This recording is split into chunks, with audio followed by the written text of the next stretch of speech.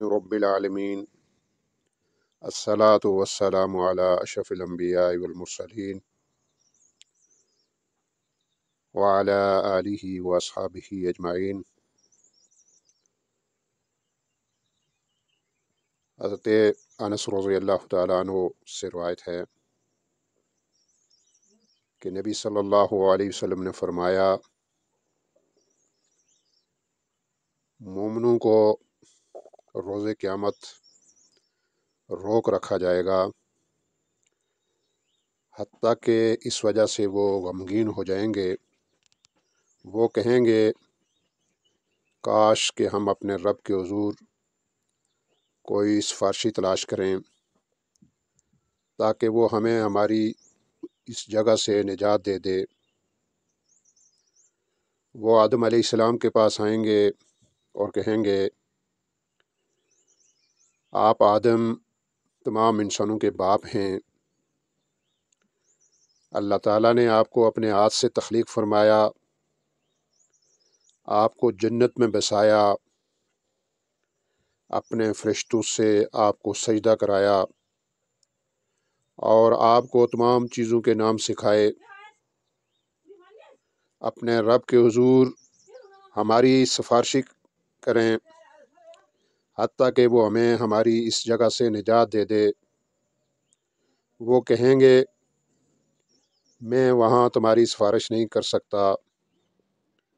वो अपनी इस ख़ता को याद करेंगे जिसका इर्तिकाब उस दरख्त के खाने से हुआ था, हालांकि उन्हें इससे मना किया गया था। बल्कि तुम नूह के पास जाओ, वो पहले नबी हैं जिन्हें अल्लाह ताला ने अहले ज़मीन की तरफ मबूस फरमाया था। वो नूह की खिदमत में हाज़िर होंगे तो वो भी यही कहेंगे कि मैं वहाँ तुम्हारा सिफारिशी नहीं कर सकता, मैं तुम्हारी सिफारिश नहीं कर सकता। और वो अपनी इस ख़ता को याद करेंगे जो उनसे लाइल्मी में अपने रब से सवाल करने से सरज़द हुई थी। बल्कि तुम रहमान के खलील इब्राहीम अलैहिस्सलाम के पास जाओ। फरमाया वो इब्राहीम के पास जाएंगे तो वो भी यही कहेंगे कि मैं वहाँ तुम्हारी सिफारिश नहीं कर सकता। और वो अपने 3 झूठों को याद करेंगे जो उन्होंने बोले थे। बल्कि तुम मूसा के पास जाओ, जो अल्लाह के ऐसे बंदे हैं जिन्हें अल्लाह ताला ने तौरात अता की, इनसे कलाम फरमाया और सरगोशी के लिए उन्हें करीब किया। फरमाया वो मूसा के पास जाएंगे तो वो भी कहेंगे कि मैं वहाँ तुम्हारी सिफारिश नहीं कर सकता। और वो अपनी इस गलती का तज़किरा करेंगे कि उन्होंने उस कप्ती आदमी को कत्ल किया था।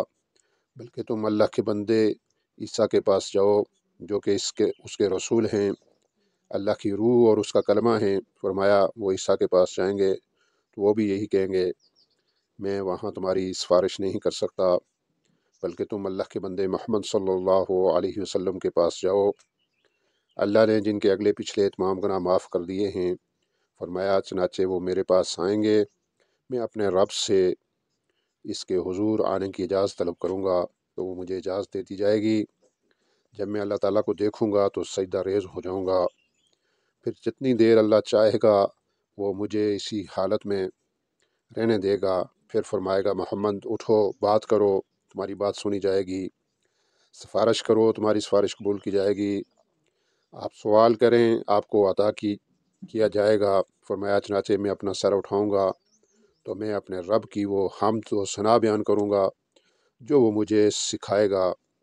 फिर मैं सिफारिश करूँगा तो मेरे लिए तादाद का तयन कर दिया जाएगा। मैं दरबार इलाही से बाहर आऊँगा और मैं उन्हें जहन्नम की आग से निकाल कर जन्नत में दाखिल कर दूँगा। फिर मैं दूसरी मरतबा जाऊँगा और अपने रब के हुज़ूर पेश होने की इजाज़त तलब करूँगा। मुझे इसके पास जाने की इजाज़त मिल जाएगी। जब मैं इसे देखूँगा तो सजदा रेज़ हो जाऊँगा। जिस कदर अल्लाह चाहेगा वो मुझे इसी हालत में रहने देगा। फिर फरमाएगा, मोहम्मद सल्लल्लाहु अलैहि वसल्लम सर उठाओ, बात करो, तुम्हें सुना जाएगा। सिफारिश करो, तुम्हारी सिफारिश कबूल की जाएगी। सवाल करो, आपको अता किया जाएगा।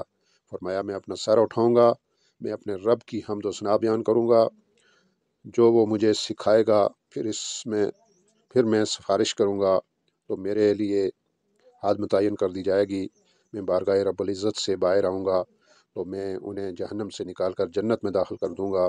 پھر میں تیسری مرتبہ جاؤں گا، اپنے رب کے پاس جانے کی اجازت طلب کروں گا تو مجھے اس کے پاس جانے کی اجازت مل جائے گی۔ جب میں اسے دیکھوں گا تو سجدے میں گر جاؤں گا۔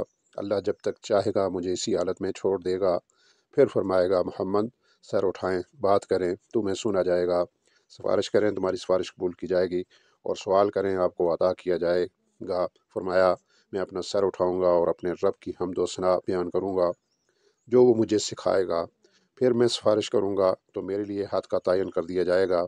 میں بارگاہ رب العزت سے باہر آؤں گا، انہیں میں آگ سے نکال کر جنت میں داخل کروں گا، حتیٰ کہ جہنم میں صرف وہی رہ جائے گا جسے قرآن نے روک رکھا ہوگا، یعنی جس پر دائمی جہنمی ہونا واجب ہو چکا ہو۔